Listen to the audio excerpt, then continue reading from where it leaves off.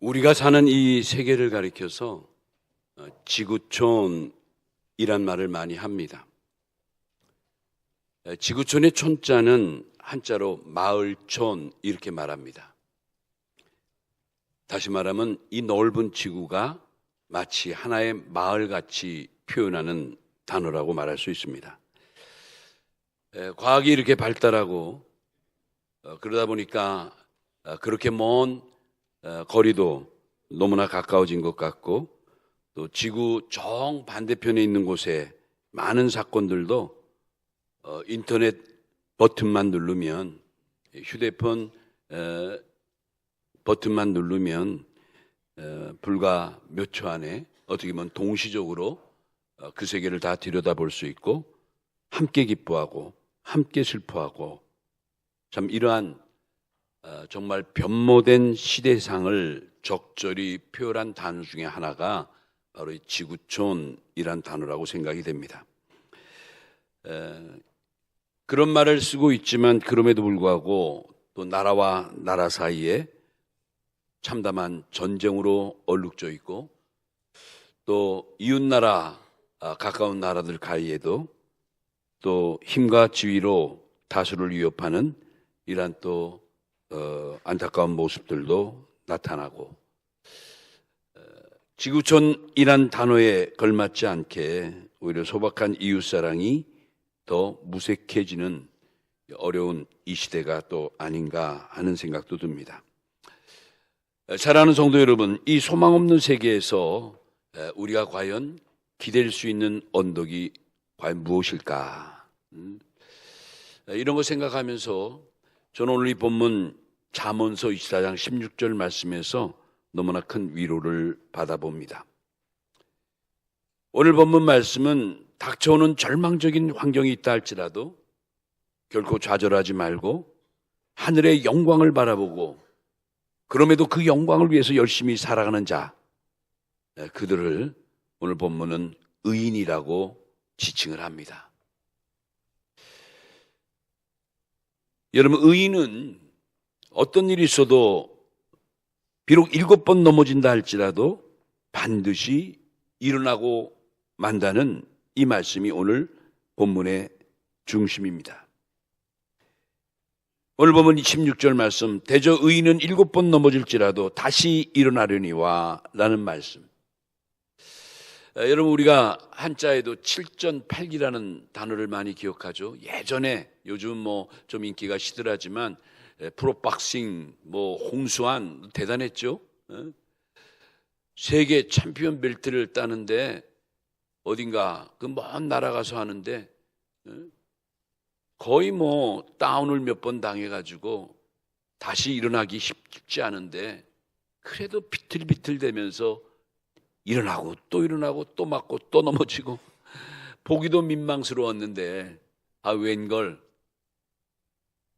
종이 살린 줄 알았더니 그 다음 회전에 갑자기 일어나서 무쇠 같은 주먹을 막 휘두르다가 그 거대한 선수를 단방에 누워뜨려가지고 KO로 승리하던 장면이 생각나요. 이때 보면 정말 그 7전팔기라는 단어가 딱 맞는 그런 모습이 아닌가 생각이 됩니다. 그런데 그 7전팔기라는 그 한자의 단어가 바로 성경에서 나온 거라는 걸 제가 깨달았어요. 그게 바로 오늘 본문 잠언서 24장 16절이에요. 의인이 7번 넘어질지라도 8번째 일어난다는 게 7전팔기 아닙니까? 자, 오늘 이 시간에는 우리 성도가 궁극적인 구원과 승리의 축복을 얻는 근거가 무엇인가? 의인이 된 우리들이 그래도 끝까지 승리할 수 있는 근거, 좀 이걸 한번 좀 생각해 보면서 이 시간에 한번 위로받는 시간이 됐으면 좋겠어요. 첫 번째, 의인에게는 궁극적 복음의 약속이 있기 때문에 다시 일어날 수 있다는 겁니다. 궁극적 복음의 약속. 여기 아주 중요한 표현이 있죠. 복음의 약속. 여러분과 저에겐 그래도 복음의 약속이 우리 안에 있기 때문에 그래도 우리는 이겨낼 수 있다는 거예요. 그래도 우리는 다시 회복할 수 있다는 거예요. 얼마나 감사한 일이에요. 여러분, 이 죄악된 우리 인생들에게는 사실 하나님이신 모든 축복이 막혀버렸어요. 우리는 간혹 내가 이렇게 열심히 기도하고 내가 이렇게 열심히 봉사하고 교회에 헌신하는데 왜 나에게는 이렇게 좋은 일이 오지 않고 기도가 응답되지 않을까? 마음이 좀 시험이 들거나 또는 서운한 사람이 없지 않아 있어요. 얼마 전에도 우리 교육 가운데 한 분이 저한테 그런 기도 부탁을 하는데, 어머님이 교회 열심히 나오면 모든 일이 잘 된다고 해서 정말 자기는 그 말 믿고 여러 가지 많은 좀 어려움이 있고 안타까움이 있어서 열심히 교회 다녔는데, 그런데 웬걸 교회 다니기 전보다 돌아보건대 지금이 더 악화됐다는 거예요. 더 어려워졌다는 거예요. 그래서 난 이제 그만 교회를 다니겠다고, 이제 나올 수가 없게 됐다고, 나올 수 있는 마음이 소멸됐다, 이런 말씀을 해서 제가 너무나 안타깝고 참 여러 가지 기도도 하고 또 대화도 하고 있지만 그런 경우도 있어요. 내 기대치에 못 믿고 내 기도한 것대로 응답되지 않을 때 우리 교우는 실망. 여러분, 근데 성경에 보면 말이죠, 우리가 꼭 기억해야 할 것이에요. 우리가 기도하고 간구한 모든 걸 하나님이 들어주지 않는 게 아니고, 하나님은 어떤 기도라도 주 안에서 믿음으로 하는 기도, 하나님의 영광을 위한 기도라면 다 들어주시는 거예요. 여러분 믿습니까? 문제는 뭐냐면 하나님이 모든 축복을 우리에게 준비되어 주셨는데 주시된 그 축복이 우리에게 도착하지 않는다는 거지, 하나님이 주시지 않은 건 아니에요. 이미 다 주신 거예요. 근데 왜 그런가 봤더니 에레미야 선지자가 그걸 이렇게 딱 지적을 하는 거예요. 그 에레미야 5장 25절에 보면 이런 말씀이 있어요. 너희 허물이 이런 것들을 물리쳤다. 너희 죄가 너희로부터 오는 좋은 것을 막았느니라. 야, 여러분 이 에레미야 5장 25절 기억하세요? 하나님이 주시지 않은 게 아니라 이미 주셨는데 너희 허물 때문에, 너희들이 지은 죄 때문에 그 좋은 것이 아직 도착하지 못하고 있다는 거예요. 야, 저는 이 말씀 듣고 그렇구나. 역시 하나님은 하나님이시구나. 여러분, 죄악된 우리 인생은 이 허물과 죄가 있으면 목마름을 피할 수가 없어요. 그렇죠? 그래서 예수님이 이 땅에 오셔서 우리에게 정말 기쁨이 샘솟듯 솟아나는 이 영생의 생수를 주실 것을 약속하셨죠. 이 말씀이 요한복음 4장에 나오는데요. 요한복음 4장 13절에서 14절에 스가성의 여인을 만났을 때 예수님이 그런 말씀하세요. 여기 한번 여러분도 한번 보세요. 제가 읽어볼게요. 예수께서 대답하여 이르시되 이 물을 마시는 자마다 다시 목마려니와 내가 주는 물을 마시는 자는 영원히 목마르지 아니하리니 내가 주는 물은 그 속에서 영생토록 솟아나는 뭐가 되리라? 샘물이 되리라. 여러분, 우리들이 먹는 물은 물론 보이는 물도 있죠.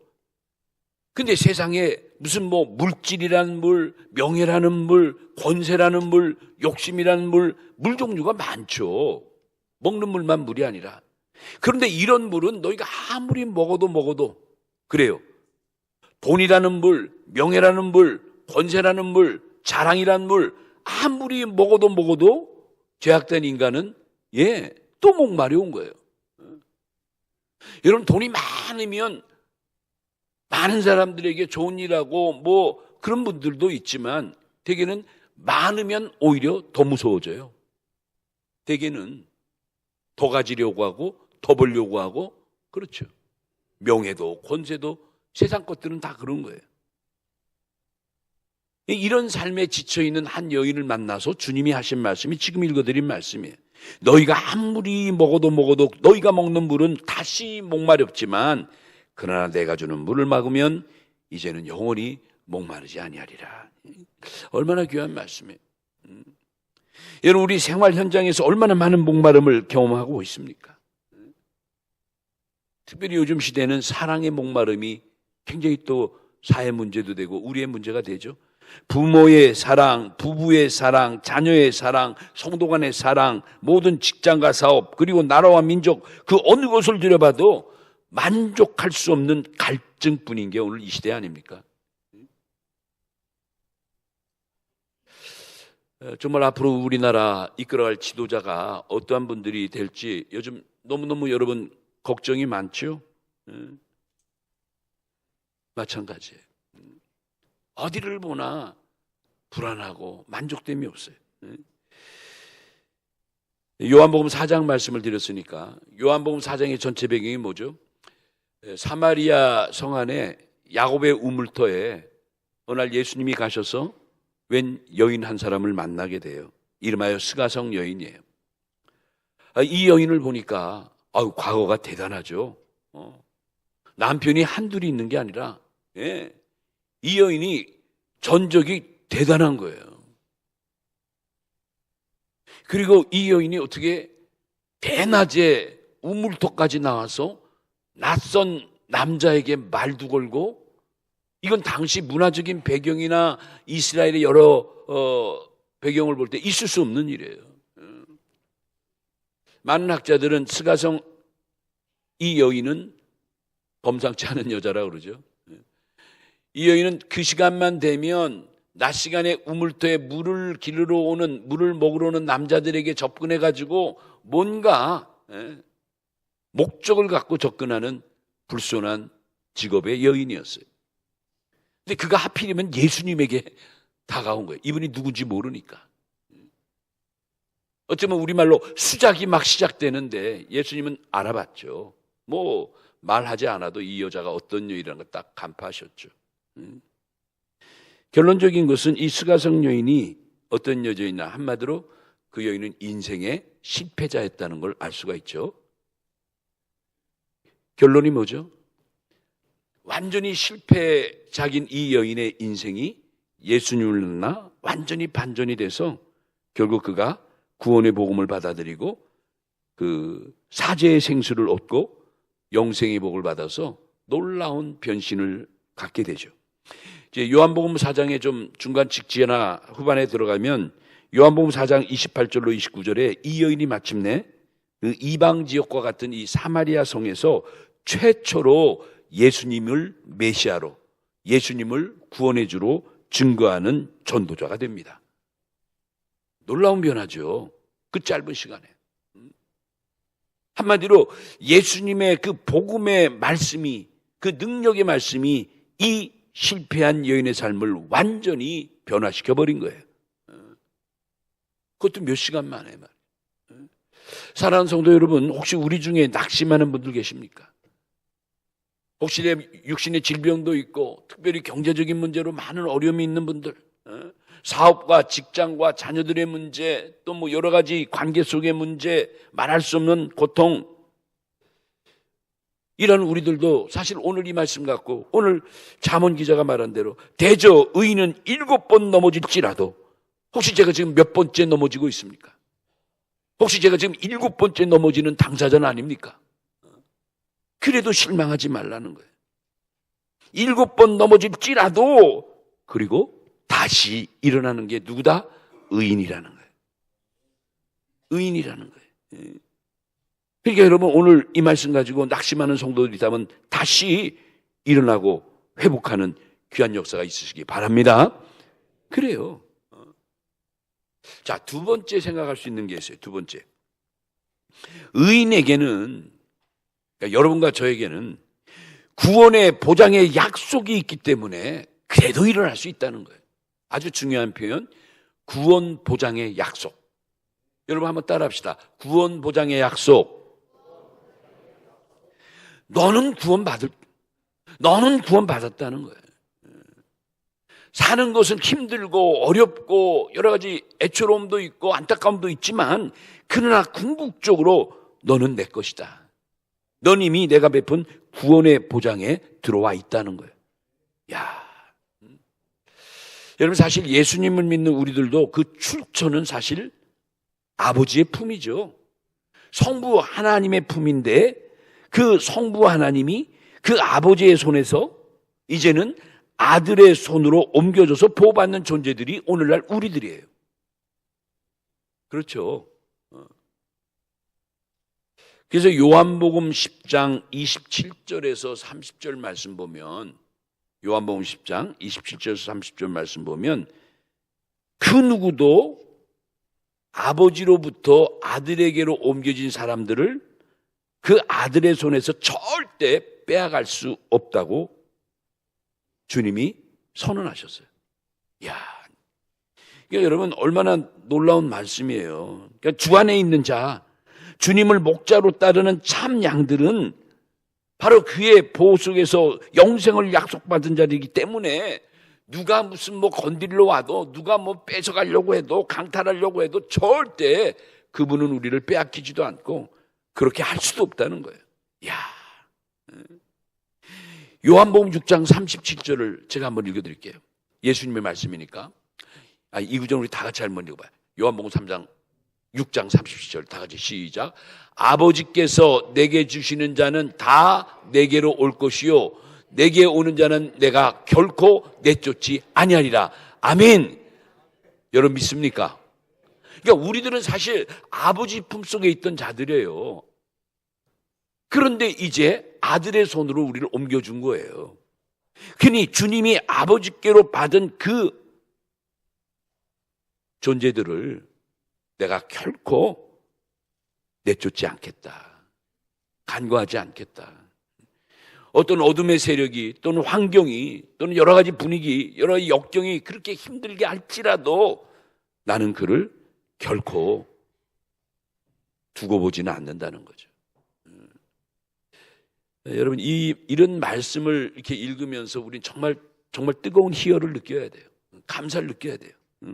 이런 행복을 모르고 교회 나온다면 어떻게 보면 그래요. 신앙의 참된 맛을 아직 경험하지 못한 사람이라 이렇게 말할 수도 있는 거예요.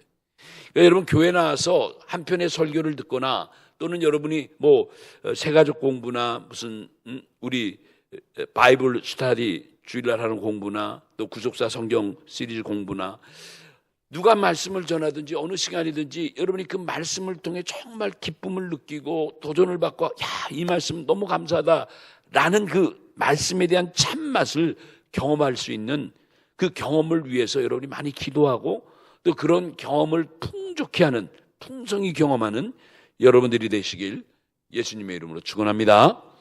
그게 교회 다니는 맛이에요. 그게 은혜 받는 맛이라니까요.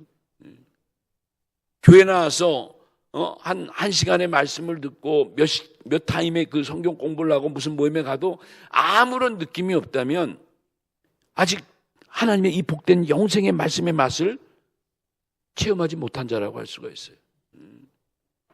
그러니까 교회를 다니는 그 기간과 세월도 중요하지만 더 중요한 것은 이러한 영적인 체험, 시간마다 은혜 받고 시간마다 성령이 나에게 역사하시고 말씀이 나에게 파고드는 이런 영적인 느낌을 갖지 못한다면 별 의미가 없는 거죠. 계시록 3장 1절에 보면 살았다는 이름이 있으나 실상은 뭐한 자라? 죽은 자라. 교회는 다닌다고 하는데 주님 보실 때 뭐 이거 숨도 안 쉬고 움직이지도 않고 그렇죠. 여기 숨이라는 건 기도도 하지 않고 봉사도 하지 않고 섬기지도 않고 예배에 참석도 열심치 않고 하나님 보실 땐 죽은 자로 본다는 죽은 자. 예수님은 우리에게 다시 한번 말씀하시기를 아버지께서 내게 주신 자는 내가 결코 잊을 수 없다. 내가 그들을 예루살렘 성 밖으로 내어 던져버릴 수가 없다는 거예요.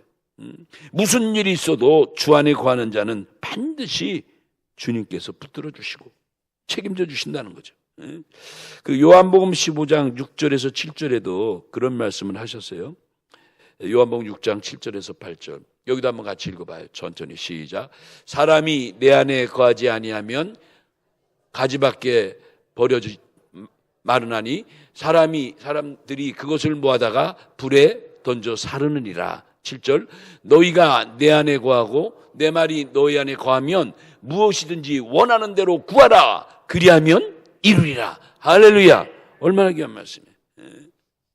내 안에 거하면 말씀의 약속 안에 거하는 자들은 결코 버리지 아니하시고 간과하지 아니하시고 그들이 구하는 대로 원하는 대로 구할 수 있고 이룰 수 있도록 해주신다고 지금 약속하신 거예요. 너무너무 감사한 거죠. 그렇기 때문에 우리는 어떤 경우에 있든지 우리는 이겨낼 수 있고 참아낼 수 있고 마침내 승리하게 될 줄로 믿습니다. 바로 이것이 의인의 반열의 놀라운 모습인 거예요. 제가 이제 결론의 말씀을 드리려고 합니다. 여러분, 의인들이 그렇게 수많은 역경과 많은 격변, 또 많은 경우, 많은 어떤 일들을 통해서 넘어지고 쓰러질 수는 있어요. 중요한 것은 진정한 의인은 결국은 다시 일어난다는데 바로 포인트가 있는 거예요. 여기 이제 우리 의인에게는 또 한 가지 임마누엘의 축복이 약속되어 있기 때문에 우린 절망하지 않고 다시 일어날 수가 있습니다. 우리에게는 임마누엘의 축복이 약속되어 있는 자들이에요. 여러분, 임마누엘이 뭐라고 그랬죠? 임마누엘의 뜻? 마태복음 1장 21절에 예수님의 또 다른 이름이 임마누엘인데, 임마누엘은 하나님이 우리와 함께 계시다, 함께 하시다 란 뜻이 임마누엘이에요. 영어로 God with us, 아주 간단하게 표현해요. God with us, 하나님이 우리와 함께 계시다. 여러분, 복 중의 복이요, 저는 이 복 중의 복이 임마누엘이라 복이라 생각돼요. 여러분 믿습니까? 하나님이 나와 함께 하시는 복이야말로 최상의 복 아닙니까? 그분이 어떤 경우에도 나를 떠나지 아니하고 내 곁에서 나와 함께 하신다는 그 놀라운 약속이야말로 그 이상의 축복이 어디 있겠어요? 더 이상 좋을 건 없죠. 주님이 나와 함께 하시고 하나님이 나와 동행하신다는데, 여러분 히브리 13장 8절에 히브리 13장 5절에 보니까 이런 말씀이 있어요. 히브리 13장 5절에 하반절에 보면 그런 말씀 있죠.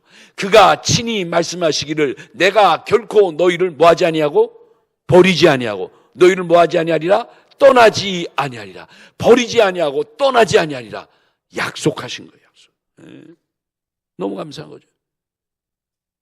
이스라엘 백성이 결국 그들이 범죄의 대가로 머나먼 남의 나라 바벨론 나라에 70년간 포로 생활로 끌려갑니다. 이름하여 바벨론 70년 유수 생활이 시작됐어요. 끌려간 게 다 이유가 있는 거죠. 그 백성의 죗값으로 그런 고통을 당했는데, 이스라엘 백성이 남의 나라 바벨론에 가서도 얼마나 기도했겠어요. 예배도 못 드리고 성전도 없고 먹을 것도 없고 마치 뭐 짐승처럼 불임이나 당하고 고욕이나 하고 너무너무 고생한 거죠. 그게 한두 해도 아니고 몇 년? 70년은 긴 세월이 포로 생활로 작정된 거예요. 대부분의 많은 백성들이 하나님에 대한 신앙의 회의를 느낍니다. 내가 이렇게 열심히 기도해도 응답도 없고, 내가 금식하고 그렇게 매달려도 어쩌면 내가 생각대로 안 되고 정반대로 자꾸 이루어질 때, 여러분 그럴 때 있어요? 그럴 때 여러분 어떻게 생각합니까? 교회 다니고 싶습니까? 하나님 믿고 싶습니까? 말하긴 쉽지 않아도 우리 마음속에는 왠지 서운함이 꽉 찬 거예요. 에이, 그냥 멀리 그냥 외딴 섬으로 그냥 이민이 나가버릴까? 여러분 그런 생각 안 하세요? 바벨론의 포로 생활 70년 동안 이스라엘 백성이 별의별 생각을 많이 한 거예요. 하나님이 떠났나 보다. 하나님이 나를 모르는 채 하는 것 같다. 그런데 그때 하나님이 그런 이스라엘 백성의 심중을 꿰뚫어 보시고 선자를 통해서 말씀을 전해주셨어요. 메시지를 전해주셨어요. 그 메시지가 이사야 41장 10절이에요. 저는 이 말씀 참 많이 병원에 가거나 어디 가거나 참 이 말씀 빠지지 않고 늘 하는 말씀이지만, 뭐 읽으면 읽을수록 전하면 전할수록 너무너무 은혜되고 힘이 되는 말씀이 이 말씀이에요. 그때 이 바벨론 포로에서 힘들어하는 이스라엘 백성들에게 하나님 이 말씀 주신 거예요. 그들은 나같이 하나님이 떠났나 보다, 하나님이 정말 우리를 버렸나 보다, 얼마나 회의에 차 있을 때 하나님이 이런 말씀하신 거예요. 10절에 두려워하지 말라, 내가 너와 함께 함이라.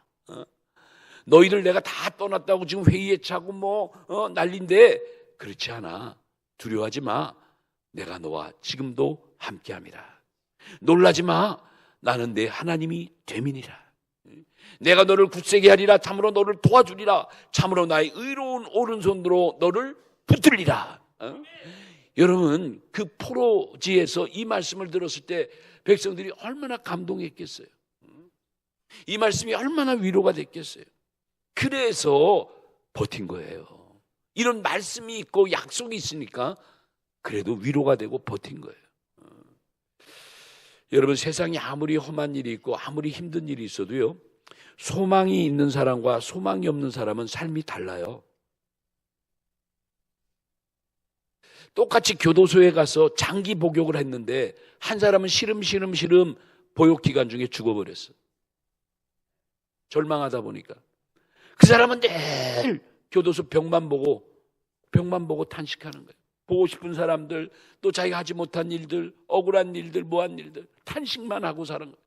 또 한 사람은 교도소 담 위에 조그마한 창이 하나, 숨구멍같이 공기구멍 하나가 있는데 그래도 밤에 그곳을 통해서 별이 보이고 낮에는 햇빛이 들어오고 맑은 공기가 들어오고, 그는 교도소 안에서 늘 그 작은 창을 통해서 하늘의 세계를 보고 그래요.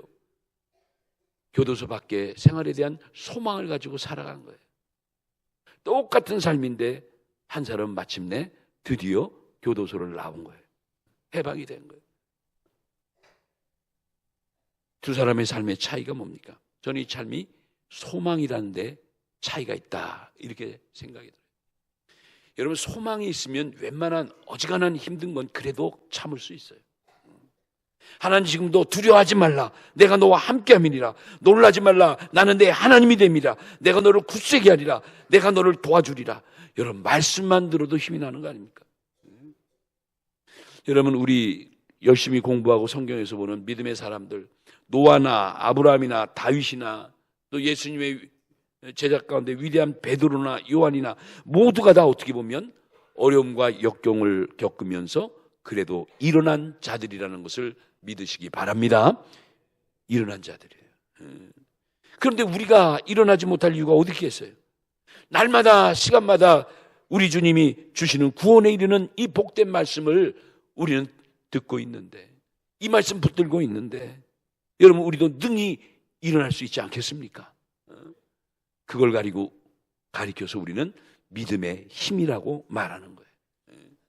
우리는 믿음의 힘을 가지고 나를 이기고 환경을 이기고 세상을 이겨나가야 돼. 그 믿음의 힘의 근거가 뭐냐? 바로 하나님의 약속된 말씀인 거예요. 여러분, 우리 교회는 하나님의 약속된 말씀이 머물러 있는 생명의 교회인 줄로 믿습니다. 우리가 섬기는 이 교회는 하나님의 말씀과 은혜가 결코 떠나지 않는 산 소망의 교회가 우리 교회인 줄로 믿으시기 바랍니다. 이곳에서 하나님의 살아있는 음성과 살아있는 말씀이 선포된다는 거예요. 이 말씀을 믿고 우리 모두가 하나님이 기뻐하시는 뜻을 하루하루 시간 심어나가면서 오직 믿음으로 견디고 그리고 헤쳐나가다 보면 어느새 하나님이 원하시고 내가 기도하던 소원의 항구로 우리가 도착하게 된다는 거예요. 오늘 그 말씀하려고 이 본문을 택한 거예요. 대저 의인은 7번 넘어질지라도, 아주 중요한 표현, 넘어질지라도, 넘어지다가 아니라 넘어진다 할지라도 역전이 일어난다는 거죠. 반전이 있다는 거죠. 의인은 이런 반전의 은혜와 힘을 받고 살아가는 자들이라고 성경은 말씀하고 있는 거예요. 사랑하는 성도 여러분, 말씀을 마칩니다. 오늘 이 귀한 말씀 가지고 여러분이 어떤 경우에도, 어떤 처지에도, 어떤 상황에도 쉽게 낙심하지 말고, 쉽게 포기하지 말고, 쉽게 단정하지 말고, 하나님이 계시고 능력의 말씀이 나와 함께 하신다는 걸 믿는다면 내 자신도 이길 수 있고 환경도 이길 수 있다는 거예요. 그 이기는 힘이 다른 말로 믿음의 힘이라 이렇게 말할 수 있는 거예요. 오늘 이 아침에 주신 말씀 갖고 믿음의 힘을 충족히 여러분의 심령 속에 채워서 힘들고 어려운 이 세파를 살아갈 때마다 그 믿음의 힘 갖고 승리해 나가는, 마침내 일어나 승리자가 되는 우리 모두가 다 되시기를 예수님의 이름으로 축원합니다.